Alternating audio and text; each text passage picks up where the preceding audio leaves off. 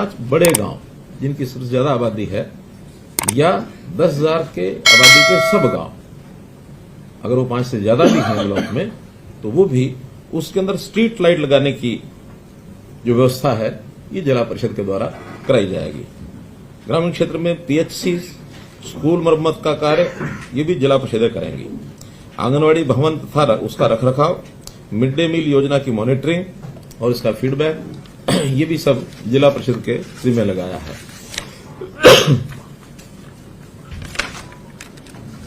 स्वच्छता अभियान के अंतर्गत भी जैसे शहरों में म्यूनिसिपैलिटीज कराती हैं, वैसे जिला परिषद घर घर कूड़ा एकत्र करने की प्रक्रिया वो भी उनके माध्यम से शुरू कराई जाएगी। सॉलिड वेस्ट मैनेजमेंट के तहत बायोडिग्रेडेबल, नॉन बायोडिग्रेडेबल कूड़े को जो अलग अलग उसका निष्पादन करना है, सेग्रीगेशन करना है, वो भी उनके द्वारा कराया जाएगा। इस प्रकार से ग्रामीण क्षेत्र में जो स्वच्छता व्यवस्था का जो बड़ा काम है ये जिला परिषदों के माध्यम से और इसको इनिशिएट किया जाएगा। और अब हम हर महीने में जिला परिषद के जो सीईओज हैं और चेयरमैन हैं उनकी मीटिंग अलग अलग से होगी और हर 3 महीने में एक ज्वाइंट मीटिंग इनकी हुआ करेगी ताकि इनके काम का एक मूल्यांकन ये समय समय पर लगातार हम करते रहें, क्योंकि हम चाहते हैं कि जो काम अभी तक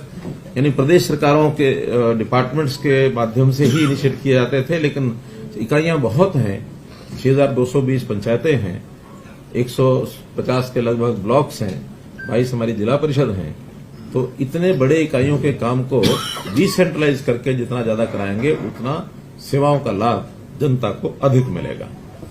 इसी प्रकार एक हमारी पंचायत समिति को लेकर के भी अलग से बैठक होनी है, उनको भी कुछ काम जो हमने विचाराधीन है लेकिन फाइनल करेंगे तो आपको बताएंगे। अभी तो सरपंच, क्योंकि सरपंचों का जब चुनाव हुआ उस समय भी कुछ बातें हमने घोषित की थी। एक विचार ऐसा इस बार बना था कि ये सारे काम जनता के जो लिए काम किए जाते हैं उनको अधिक से अधिक पारदर्शी बनाना और जो काम ठीक न करे उसको जवाबदेह बनाना, इसका भी हमने एक अभियान लिया है। जितना पैसा हम भेजेंगे, अब चूंकि टेक्नोलॉजी का जमाना आ गया है तो टेक्नोलॉजी से हर चीज को मॉनिटर भी किया जा सकता है।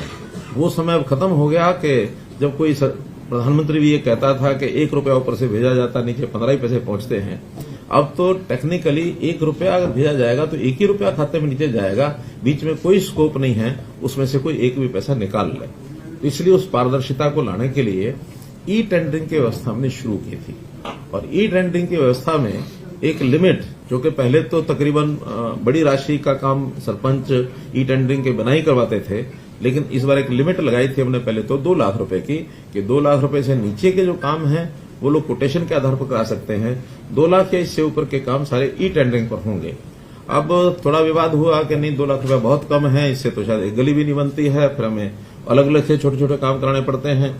उनकी मांग को ध्यान में रखते हुए, मांग तो बहुत ज्यादा थी लेकिन हमने सब विचार विमर्श करने के बाद बहुत से सरपंचों से अलग अलग भी बात हुई, जनता के लोगों से भी बात हुई।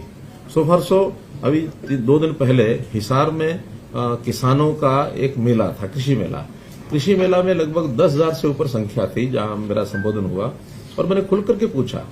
मैंने कहा ये ई टेंडरिंग के विषय में हमको जो हमारा स्टैंड है ठीक है कि नहीं है, तो सब ने हाथ खड़े करके और खूब तालियां बजाकर कहा कि ये बहुत अच्छा स्टेप है, इससे भ्रष्टाचार भी रुकेगा, पारदर्शिता भी होगी, काम करने वाले लोगों को, नए लोगों को भरने का भी अवसर मिलेगा, वरना तो वही फिर अपने अपने लोग और घूम घाम के उन्हीं को काम मिलता वही करते हैं, दूसरे नए आदमी को आने का अवसर मिलता नहीं है। तो ई टेंडरिंग के कई फायदे हमारे हैं, तो उसमें से